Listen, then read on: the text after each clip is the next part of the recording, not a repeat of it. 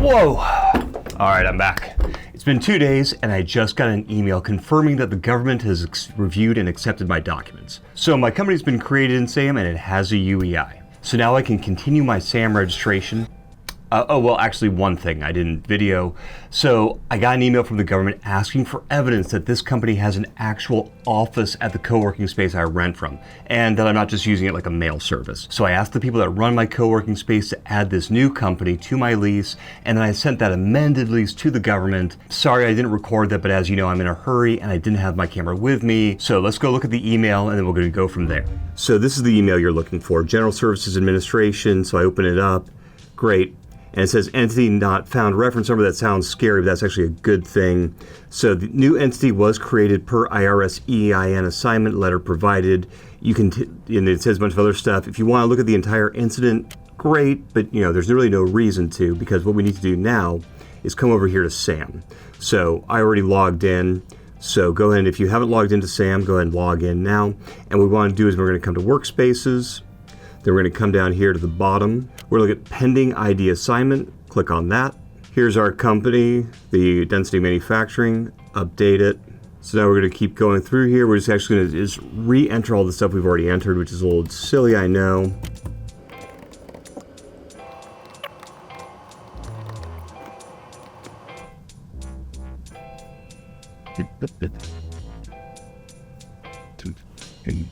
All right, and here we are. So I do recognize my legal entity because here it is, it's been entered in, which is good news. There we are, we select it. Next. So we got to ask to make sure that our entity details are correct. Looking at it, yes it is. Yep, looks good to me. Year of incorporation, it's this year, 24. Yeah, so the question here is include in public search. Basically what this is going to be asking is, do you want to appear in the Small Business Administration's dynamic small business search? I recommend doing it. You will get some spam emails, but it does make you more discoverable in case someone wants to partner with you, which is really important right now. So I usually leave that selected yes. Okay, and I'm one of the owners, so I am authorized to conduct transactions on behalf of this entity. Receive UEI. And here it is. Boom. Now I'm going to go ahead and copy and paste this into a document with all of my other important information, like my address and whatnot. But that's what we needed, and we can keep with our registration. So continue registration. Okay, and now basically they're asking us, do we want to do all of the registration that we need to, or do we want to do just like a subset? So if all you're trying to do is get a SAM registration in order to get like a small business loan, or I don't know, maybe like a paycheck protection plan if that comes back, I think that you could just do this first column. But I want to be able to bid on a prime contracts, which an SBIR is, so I'm going to go on this, the all awards. So I'm going to select that. Are you registering a government entity? No, we already did some of this information. I'm just going to so we have to re-enter it.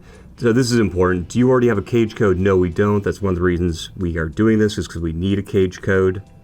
Next. Awesome.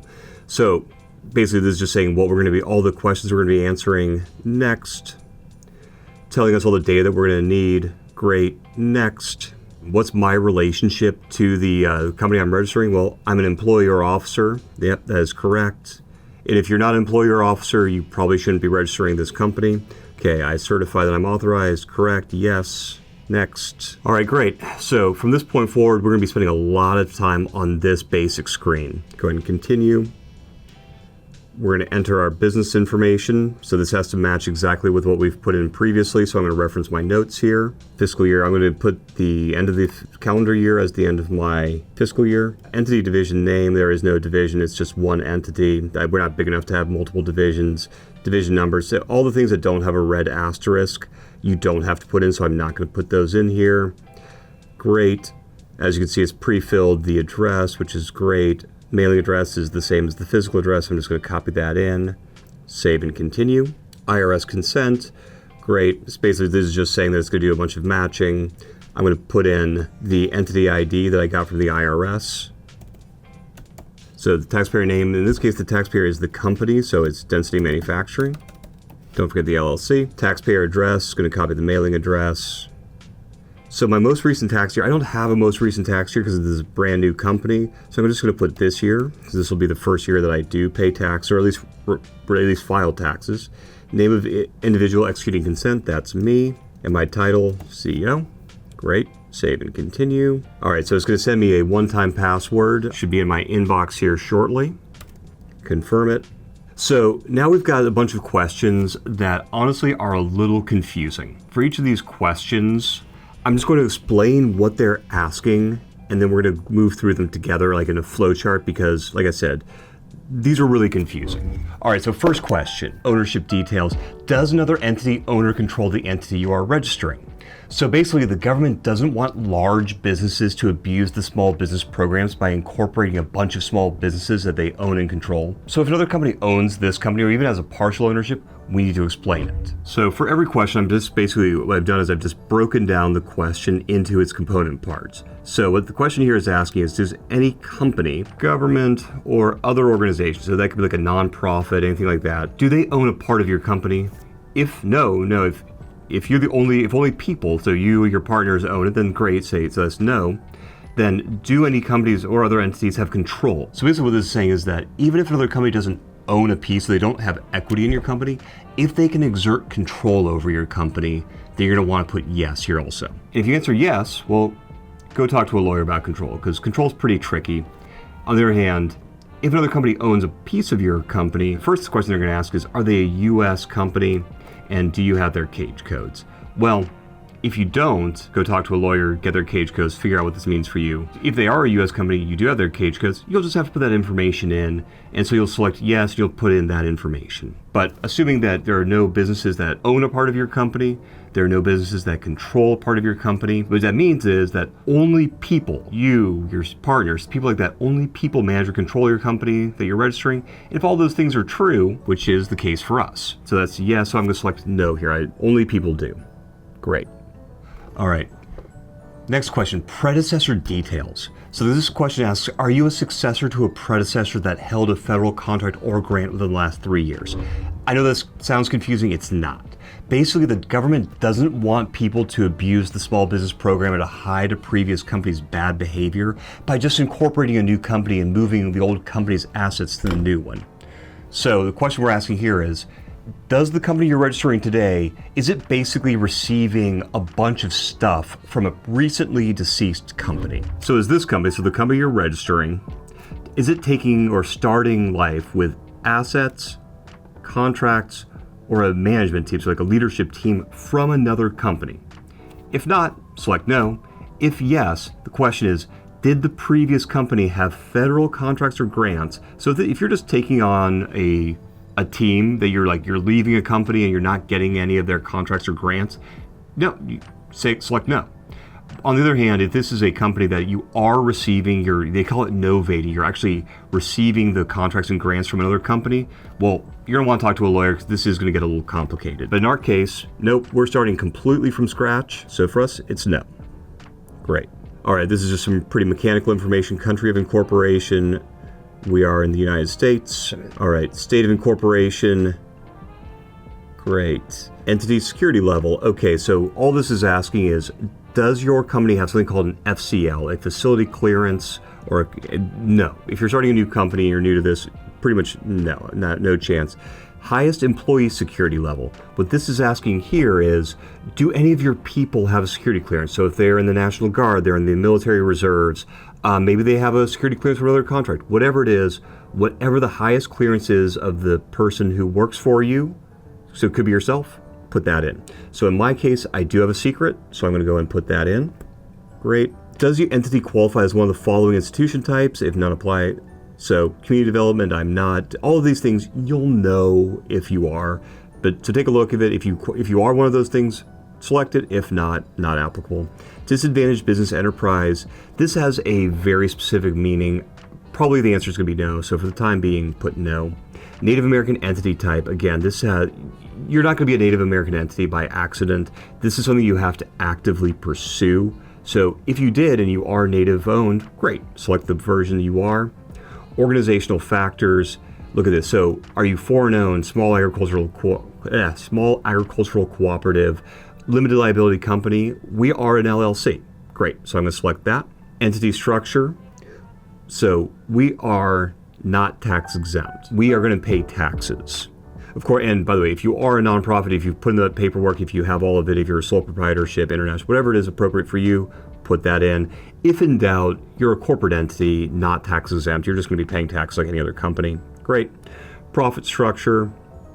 We're a for-profit organization. You may want to be a nonprofit, but becoming a nonprofit generally involves lots of applications. For the time being, if you haven't received your nonprofit status, go ahead and choose for-profit. You can always come back here and you can change it to nonprofit when you get that. Socioeconomic categories. So I am a veteran-owned business and it is service-disabled, but we are not in joint ventures. So, and by the way, this is not the official SBA set-aside application for your set-aside. This is just a self-declaration. This is just me saying, hey, I know I qualify even though I haven't put in the application yet. And I will at some point in the future have to go out and actually do the full SBA, the Department of Veterans Affairs, service-disabled veteran-owned small business application. But for now, I'm just going to self-identify as what I am, save and continue. Great. This is all the financial information I got from my bank. So I'm not going to share my screen on this because I don't want to share my banking information. All right, next question is on executive compensation. And basically the government wants to know if you're a government contractor. Are you a company that makes most of its money from federal sales and makes a lot of money in federal sales? So let's walk through this question.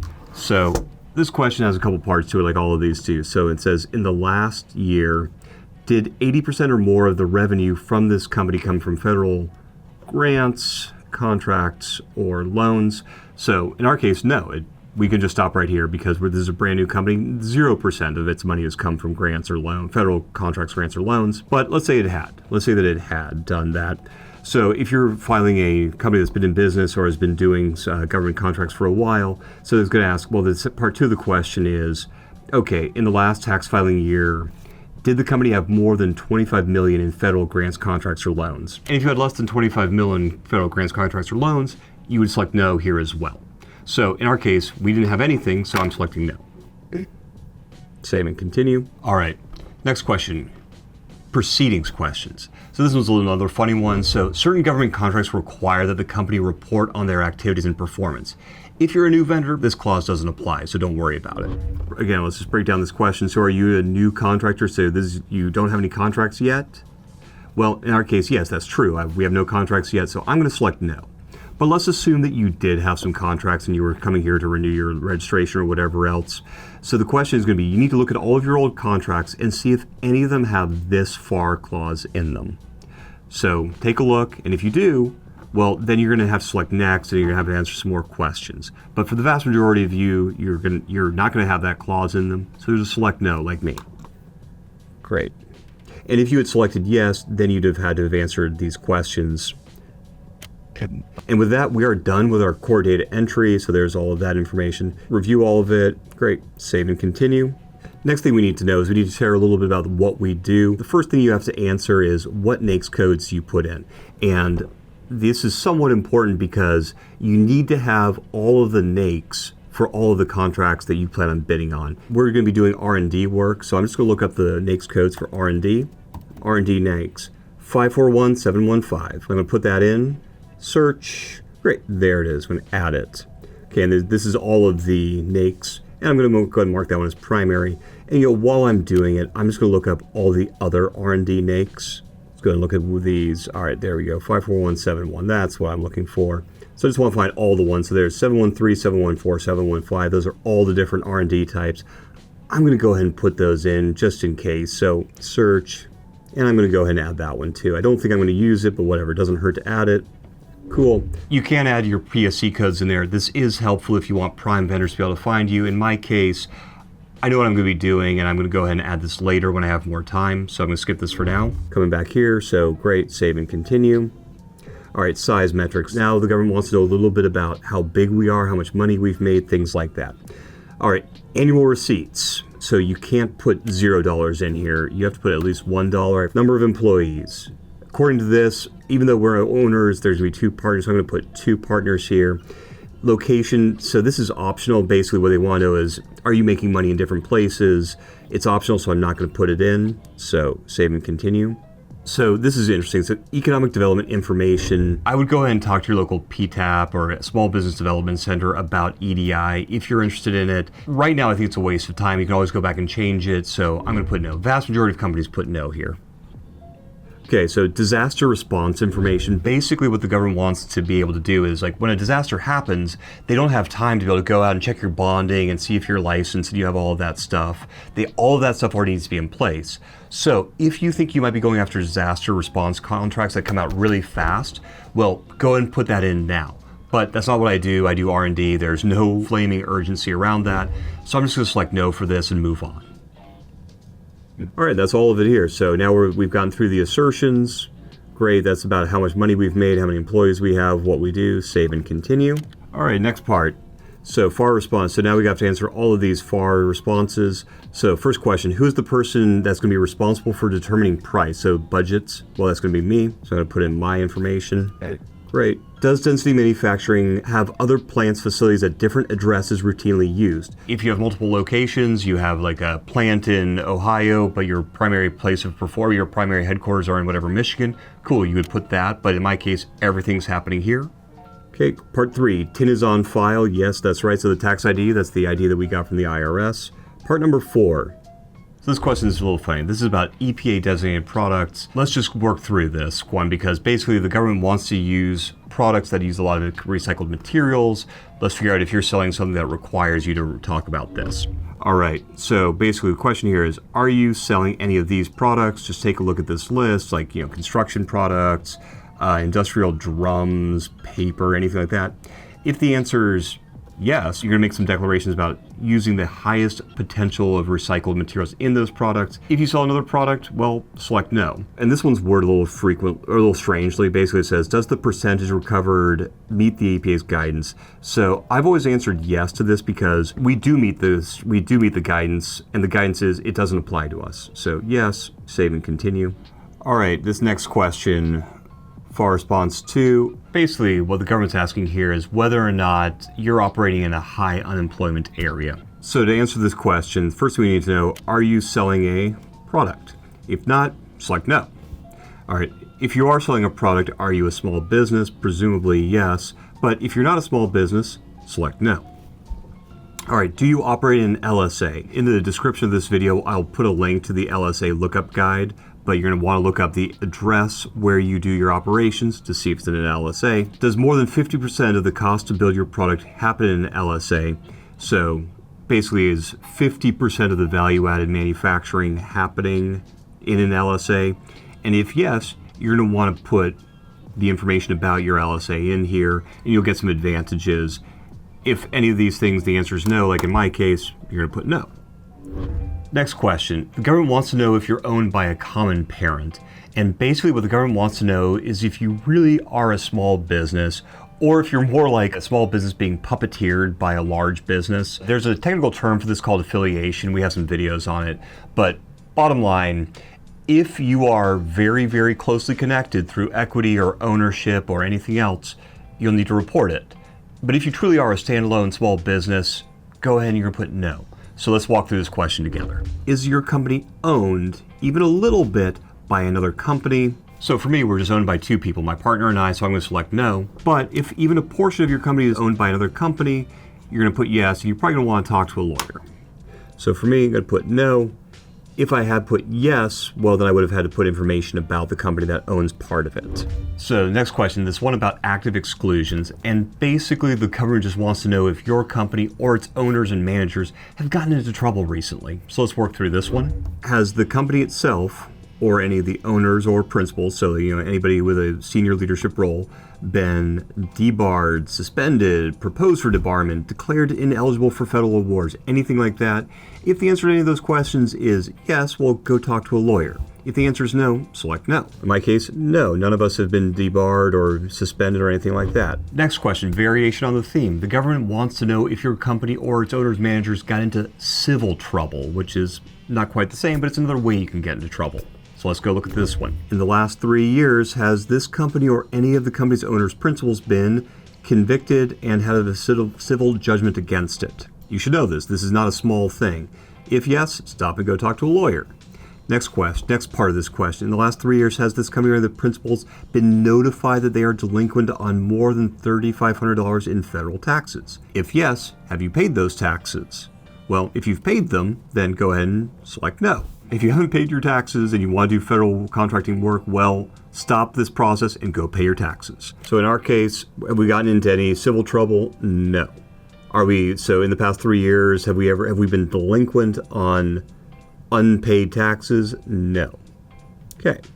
All right, next question. Very similar to the one before, but this time we're just asking, have you been charged with crimes? Has the company or any of the owner's principals been charged with a crime? Well, this is not a small thing. This is not something that's going to happen by accident. This is not like a parking ticket. This is a major issue when you get charged. If the answer is yes, or you're not sure, go talk to a lawyer.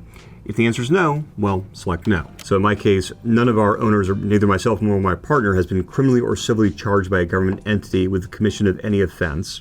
Great. Question 10, within the past 3 years, has Density Manufacturing been terminated for cause? So if you're a brand new government contractor, the answer is no, because you can't have had a government contract to be terminated for cause on. So termination for cause only applies to government contracts. Basically, if you really screw up a government contract, the government can just terminate it because you were screwing up so much.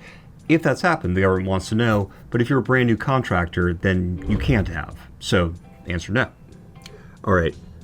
Please provide the name and unique entity identifier for each party participating in the HubZone joint venture. So a HubZone joint venture is a very specific legal construct that you could be registering. If you're doing this, you're a pretty sophisticated government contractor, you probably aren't watching this video. So even if you think your company is going to be a HubZone, if you're just a standalone company, if you're not doing a joint venture, then answer no. I'd be really surprised if you were doing a joint venture. That's pretty sophisticated legal maneuver. So in my case, the answer is none. We're not doing a joint venture. 13, our records indicate that is not participating in the women-owned small business. That's correct. We are not doing the joint venture. That's correct. Not doing the economically disadvantaged. That's correct, because we are not women-owned. Indicate that Density Manufacturing is not participating in the small business joint venture. That's correct. Basically, this is not a joint venture. All right, so it's all true. So next question, does it provide any data to the government that qualifies as limited rights data or restricted computer software? Don't let the wording here fool you. All the government's asking for is,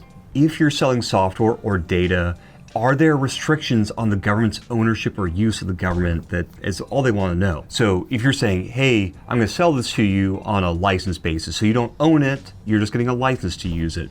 Or if you're doing software as a service, or if you're going to sell them data, but they don't have full ownership, there's some restriction, that's what the government's asking about.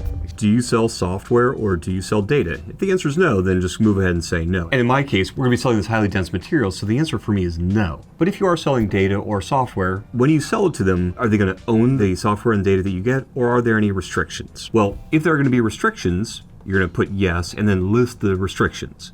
But if they get full access to the data, then you would also put no. All right, so in our case, I'm putting no because we don't sell data or software. Great, save and continue. Next round of FAR responses. Our records indicate that Density Manufacturing has selected the entity structure type or corporate entity, not tax exempt. That's correct. That's correct. We are not tax exempt. We're going to be paying taxes like anybody else. We don't need to answer those questions. Are you a small disadvantaged business? Next question is whether or not we're small. And the calculation for understanding whether you're small is a little bit complicated. Basically, for some activities, the government evaluates whether you're large or small based on your revenue. For other activities, the government assesses whether you're small by your number of employees, and the standard shifts. So like the standard for a small business in the construction industry is different from the standard for a small business in like the accounting industry. It's all a bit complicated, but what they're doing is they're just looking back at when we put in the revenue that we had in the last year, the number of employees that we had. They're just comparing that against all of the NAICS codes that we submitted to see, hey, at least according to this, or at first glance, are you a small business? Yes, no.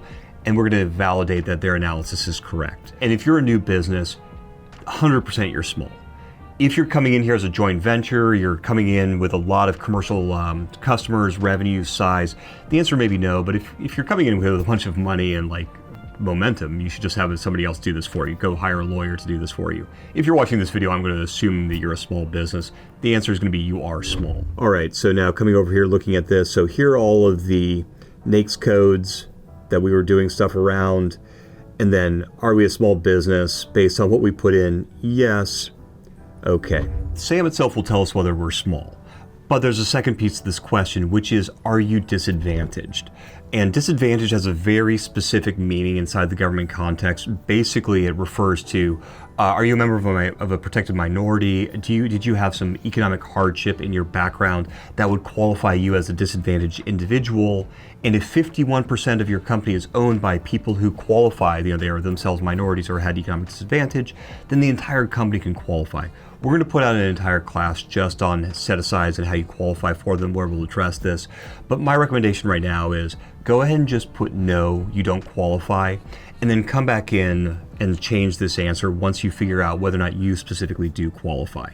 It's much easier to go ahead and fill in the whole thing now, make edits later, than it is to go stop, go do your analysis, come back. You're just never going to get anything done. So we're going to fill it in now, and you can always come back and edit. Here we are. So here's what I was talking about. So here are the NAICS codes that we selected. Here are the size standards. Are you a small business? So based on the amount of money and the amount of employees I put in, they're saying, yes, I am small in all of these. But both myself, my co-founder, we're both just, we're white guys. So we are not disadvantaged. So in this case, we got no. All right, cool. Next question. Do we make any products that are suspect for child labor? And this isn't so surprising, right? The government doesn't want to buy a bunch of, whatever, and then only for it to be discovered that they've just bought products that were built with child labor, forced child labor. So let's go through the process of figuring this out. Here's the process here. So do you sell a product? First question. If you don't sell a product, you can skip everything else and just select no. Next question. Do you sell a product on this list? And there's a list below. We're going to go to it. It's an extremely long list, and it's a list of all the items that the government has had reporting forced child labor is frequently used to make. So if you make one of those things, we need to do a little bit more examination. And it's not just a product, it's also a product from a specific country. So we'll take a look at that list here in a second. So assuming that you do sell a product that's on that list from that country, well, you're gonna have to select yes. Then there's gonna be a next question. Have you tried to determine whether forced child labor was used to make the product you sell? Okay, so let's say you have not tried to figure out whether forced child labor is. Well, you need to stop the SAM registration and go figure out if forced child labor is being used to make your product. Now then, let's say that you did go there, you did look, you said, okay, yeah, I went into the factory, I investigated it. Is forced child labor being used to make your product? Question mark. If not, then you can just select yes. You say, yes, I've investigated and we are not using forced child labor. But if you are using forced child labor, stop the SAM registration and go examine your moral compass. So for us, no. Well, we're partially an R&D company, so that's not a product. And then number two, forced child labor is not a thing for high density experimental materials. If we had said yes, then this whole part comes into play about whether or not you've actually done the investigation. But we don't even get there. Question 22, has density manufacturing held previous contracts or subcontracts related to this far section right here around equal opportunity? And basically what's going on here is that certain contracts require that you have an equal opportunity employment plan in place. So question number 22 is pretty straightforward. If you've never held a contract before, so you're registering a company for the first time, well, you can't have any contracts that could potentially have this FAR clause in them around equal opportunity. So go ahead and select no. If you do have government contracts, go look at them, go talk to your HR department, make sure, see whether or not that clause is in any of your contracts, and if so, if they are, you're going to have to hit yes, and then you're going to have to share some more information about whether or not your equal opportunity plan is in place. Pretty easy. Next question, 23. Are any of the products delivered to the government made by non-domestic sources? So basically, are you going to sell any products to the government that aren't made in the US? So first question, do you sell a product? If not, the answer to this question is no. If you are selling a product, were they made overseas? If not, select no. If yes, you gotta say which PSC codes your product relates to. Sorry, it says PCS codes there, it should be PSC codes. Basically, if you put in yes, you're gonna have to tell the government a little bit more about the products you are selling that are made overseas. Pretty easy. All right, so nope. Number one, we're a services company, so we aren't selling product. Number two, the product we make, this high density material, will be made in the US. But if we were making something that was being sold to the government that came from overseas, we would select yes and we'd say what it was. Question 24, have we filed all the required equal opportunity compliance reports? Two pieces of this. Number one, if you haven't won any contracts, well, you're gonna select yes. And this is a little bit confusing because it seems like yes is the wrong thing to answer here. But basically what this means is, if you selected no, it would mean that you had a contract that had a requirement that you submit these reports and that you hadn't done it, and that's going to raise red flags. So if you've never won any contracts, well, then just put yes, because you have complied with the requirement. In this case, there is no requirement. Now, on the other hand, if you do have some contracts, let's go through the logic steps here. So let's say that you do have some contracts. Well, this only applies if you have 50 or more employees. If you have 50 or if you have less than 50, you're going to go ahead and select yes because this requirement doesn't apply to you. Next thing, are you required to? This is something that if you have 50 more people, if you have more than 50 people, your HR department should know this. Go ask them. So then you're going to say, well, have we filed our reports? If you have filed your reports, then you're going to select yes because you've done what you're supposed to. And if you're supposed to have filed the equal opportunity report and you haven't, well, stop this registration and go file your reports. Not so hard. In my case, we are a tiny company and we don't have any requirements to file, so we are compliant. So we have met all the requirements. Next thing, 25, please choose one of the following statements. Basically what this question is asking is, are you required to have an affirmative action plan in place? And if so, do you have it in place? This one's pretty straightforward. So have you got any previous contracts? If not, then you're going to select option number 3. So you're going to select this one right here. So option number 3, if you have gotten previous government contracts, do one or more of those contracts require an affirmative action plan? If not, so all of your contracts do not have an affirmative action plan requirement, you'll also select number 3. Now, let's say that you did win you do have contracts and they do require an affirmative action plan. Next question, do you actually have that action plan written down somewhere? If the answer is yes, you are required to have it and you do have it, well, then you're going to select 1. We have it on file, of affirmative action plan as required by the Secretary of Labor. Now, on the other hand, if you don't have an affirmative action plan, if you're required to have one and you don't, well, now you're in trouble. You're supposed to select number 2. Don't do that. Go write an affirmative action plan, put it on file. So in our case, we do not have any contracts we're not required to have, so we're not required to have one. All right, number 26. Does Density Manufacturing provide and maintain calibration, repair of information technology, science, medical, or other office or business equipment? I know this one seems a little weird, but basically what's going on here is that the government wants to know that if you're going to be providing test and calibration equipment to government machines, that they want to know that you, number one, that you actually know something about this, and that you're paying your people well enough that they're going to do a good job. All right, so first question, do you provide any of these things? Do you maintain, calibrate, repair information technology? So, it could be computers, it could be anything like that. Science or specific medical and or office business equipment. So if you're testing and evaluating and calibrating, fax machines, lab equipment, anything for the DoD, maybe for a national lab. If you don't do that work, we'll just stop and select no because you don't do this. All right, but let's say you do this work. Is the equipment you test and service commercial equipment? So basically, is this the sort of thing that you would expect to find in a commercial lab? So if you're doing this work for a private company, does that private company also own this kind of equipment? If not, if this is special government, only the government uses this test and evaluation equipment, well, then the answer to that is no, so you would select no. But let's say that this is commercial testing equipment that you're calibrating.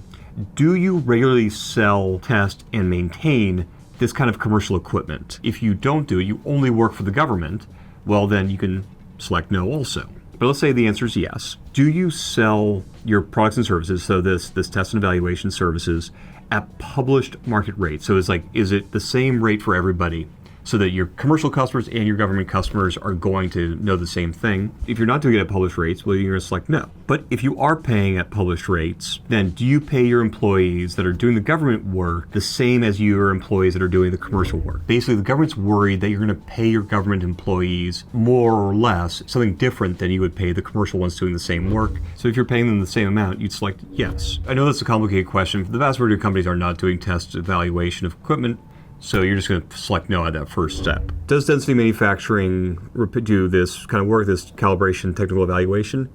Nope, we don't. So we can just keep going. Okay, question 27.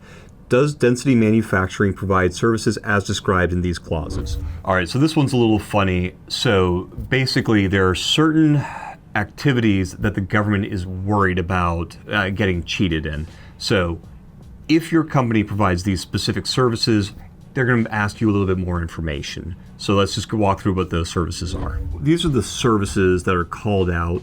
So do you provide any of these things? So auto maintenance, credit card issuance, conferences, you can read the rest. So if you don't do any of these things, you're just going to click no. And in my case, I don't do any of these things. We're in the materials R&D space, so I'm going to click no here. But let's assume you did. Let's just assume you did one of these things. Maybe you're a real estate company, I don't know. So if the answer is yes, do you regularly provide a significant amount of these services to commercial non-government customers? So are you doing the same work for the government as you're doing for commercial customers? If not, if you basically only work for the government, you'll select no on this next question. But let's say you did. Let's say you do provide it for commercial customers also. Do you have an established price sheet? So is it published? Everyone knows what prices you choose. If you have a published price sheet, you're going to select yes to that question. If you don't have a price sheet, you're going to select no. Next question, if you provide these specific services, do your employees spend less than 20% of their time on government contracts? You might say yes. Yeah, we only do a tiny number of government contracts. You'd select yes. But if they do more than 20% of their time on government contracts, you'd select no. So these are all the sub-questions. Let's go ahead and work through this. So in my case, no, I don't provide any of these, just any of the services that real estate, auto maintenance, what have you.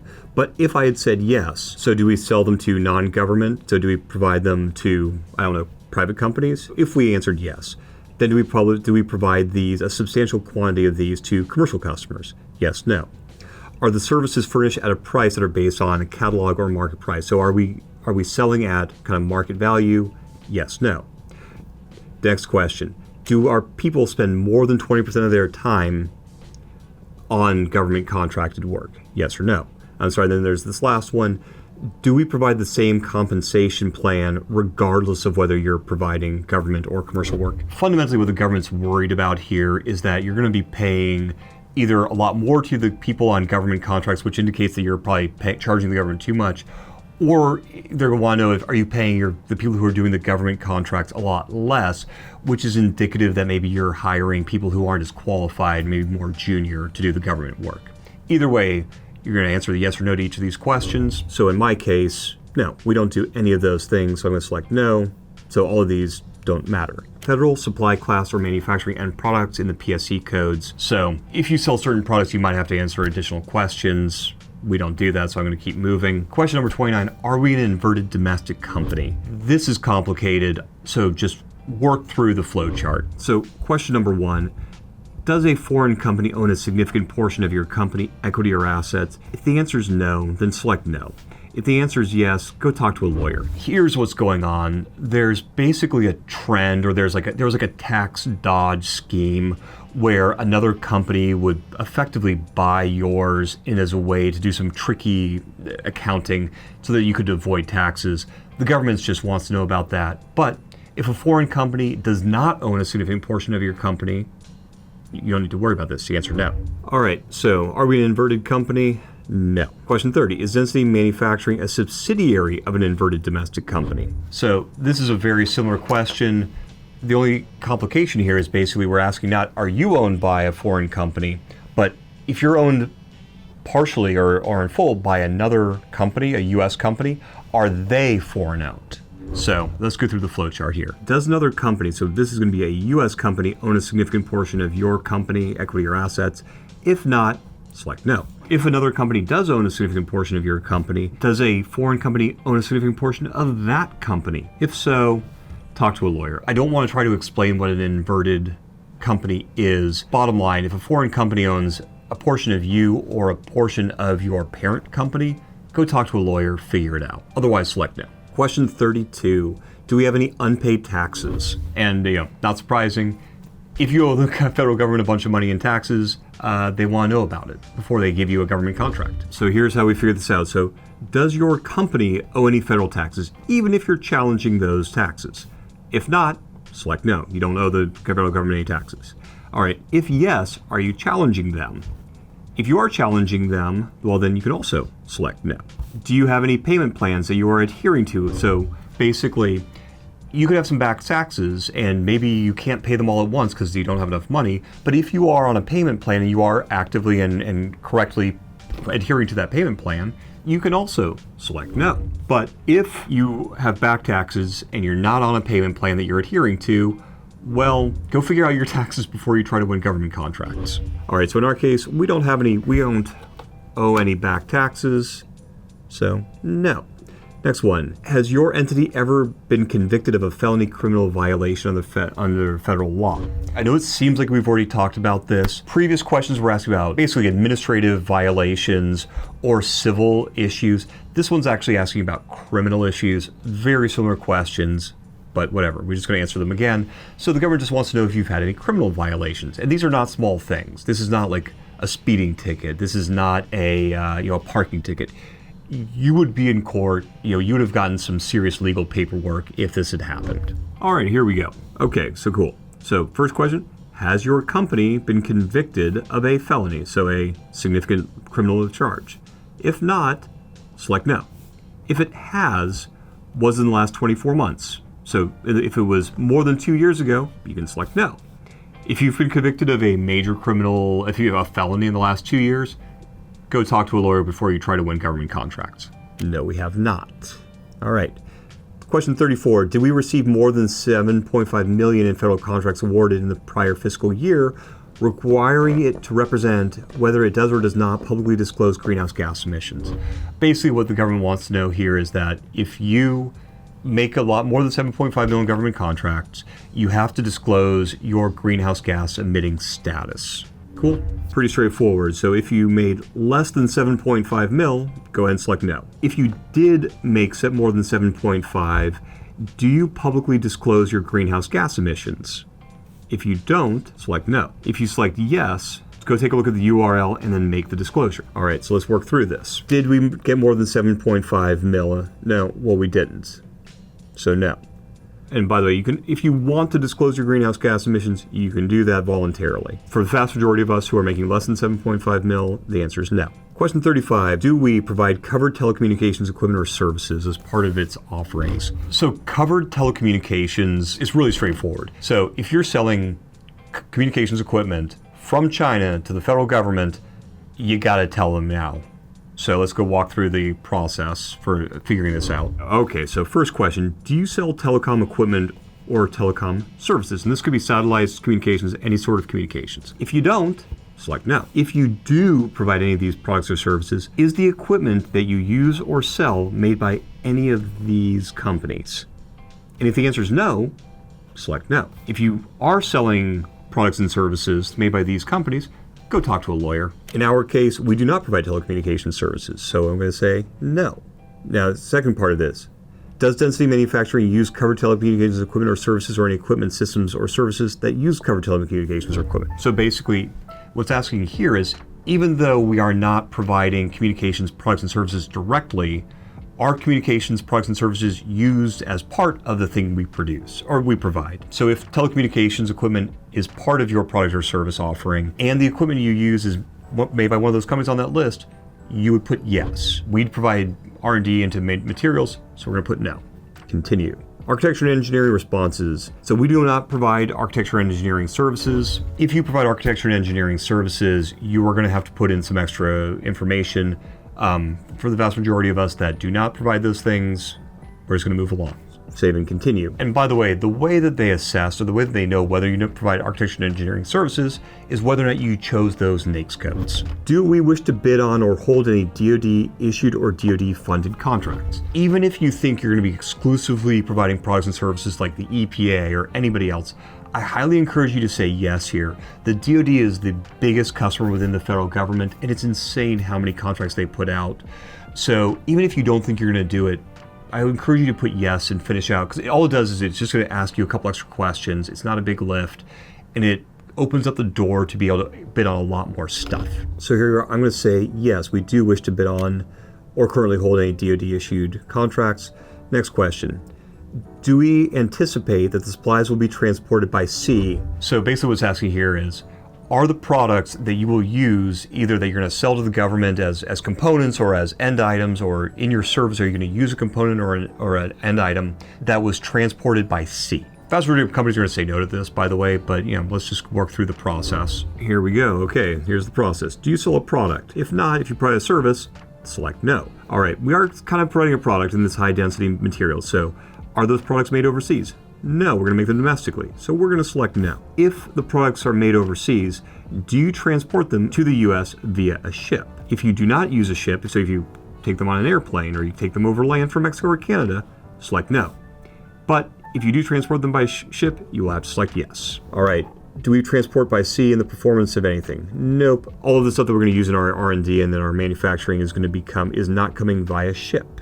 Do we represent that the prices set forth in this contract are based on the wages or material prices established and controlled by a foreign government and do not include contingency allowances? I know this one sounds intimidating. Basically, what they're concerned with is that if you're doing contracts, you're going to use foreign pricing as the foundation for the bid prices you submit. So let's just work through our flow chart and you'll get to the right answer. I know this is kind of reductive, but basically, are you bidding on any overseas contracts? This question is more complicated, but if you're not bidding on overseas contracts, therefore you are not using foreign prices for goods and services as the foundation for your pricing, then you should select no. If you are going to do overseas contracts, you probably want to talk to a lawyer just to be able to make sure you're staying in bounds on this particular issue around foreign wages, foreign pricing. So this question is kind of weirdly phrased. So are our prices based on wages established and controlled by a foreign government?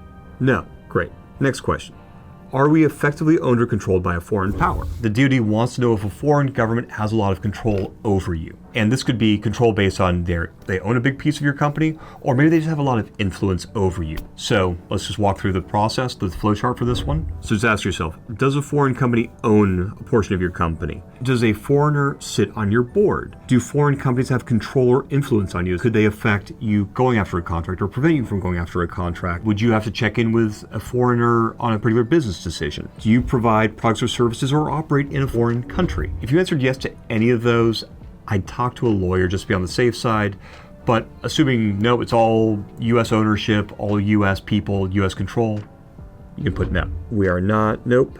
And if we had said yes, we would have to say who the people were that we were involved with, that were foreigners or that foreign control. All right, next question.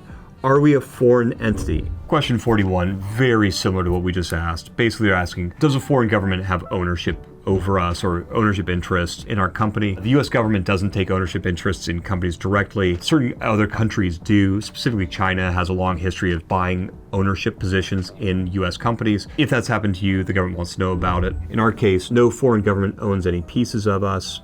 Great. Question 42. Are we a foreign entity that plans to provide or use or launch satellites under the contracts from a covered foreign country? So let's just take a look at how this works out. So let's just work through our flow chart. Are you involved in satellites? If you're not involved in satellites, then select no. So if you are involved with it, do you have any ties to any of these countries? If you do have ties to those countries, talk to a lawyer. If you don't have ties to those countries, select no. So in our case, we have nothing to do with satellites, and those foreign countries have no ownership or control over our activities, so no. All right, next question, 43. Are we offering commercial satellite services provided by a foreign entity? I just realized I didn't actually make a flowchart for this one because it's the exact same question as the previous one, except this time we're asking, are you going to be selling products and services of a foreign country to the US? So easy for us, we don't have anything to do with satellite communication, so no. Are we offering commercial satellite services provided by a foreign entity that plans or is expected to provide or use launch or satellite services? Basically, what question 44 is asking is, imagine a scenario where like a non-covered country, like let's say you were going to sell satellite services that are being provided by France, so it's like French satellites, but the French satellites are being launched by China or North Korea. You would have to report that. Any sort of scenario where a foreign country has the opportunity to inject itself into the satellite communications and services you're going to then sell to the government, they want to know about it. Again, if you have nothing to do with satellites, you just say no. If you are involved in satellites and it's all domestic, you're okay. The only place you're going to get in trouble here is if you are providing satellite-oriented services and products that a foreign country has a significant touch to. In our scenario, we have nothing to do with satellites, so no, and we have nothing to do with foreign countries, so no. Question 45, are we employing severely disabled individuals, also known as Ability 1? Basically, the question here is, if we are, there are certain benefits, there are certain government contracts we qualify for that are specifically set aside. They're not set aside, but they're called Ability 1 contracts. There's just certain contracts that are handled differently because the people doing the work have severe disabilities. That's not our case, so we're going to answer no. Okay, no. Question 46, are our financial statements in compliance with GAAP, generally accepted accounting practices? Right now we have no accounting statements at all. We are a 0-day-old business, we have no revenue, but they will be because we're going to use an accountant. So because they will be, I'm going to say yes. All right, so density manufacturing, yes. They will be in compliance, save and continue. Now we're going to review everything. Great, here are all the clauses that are referenced in the questions we just answered. Boom, boom, boom. Great, I've read them. You should go read them. Like, if you're gonna be serious about government contracting, you should seriously think about reading all of those FAR clauses. Transparently, they are very complicated. They are not easy to read, but you should at least try. I'm not a lawyer. This is not legal advice, as I said in the beginning of this video. These flowcharts are current as of today, but these questions change all the time. So, you know, in 6 months, some of the questions may have changed, some of the FAR clauses may have changed, so my advice may be out of date, but so as of today it's accurate. I can't make any promises beyond that. I'm going to select yes, check that, save and continue. Okay, do we wish to apply for federal financial assistance programs? If you wanted to apply for like Paycheck Protection Plan, maybe SBA loans, small business loans, maybe apply to this. I don't know. I'm just here to apply for government contracts, so I'm gonna say no. No, save and continue. Next thing, we just have to put in points of contact for all of these different roles. It seems like a lot, but it's actually not bad. You just copy it all. I'll show you here in a minute. Okay, so the accounts receivable POC, these are the mandatory points of contact. So title is me as title CEO.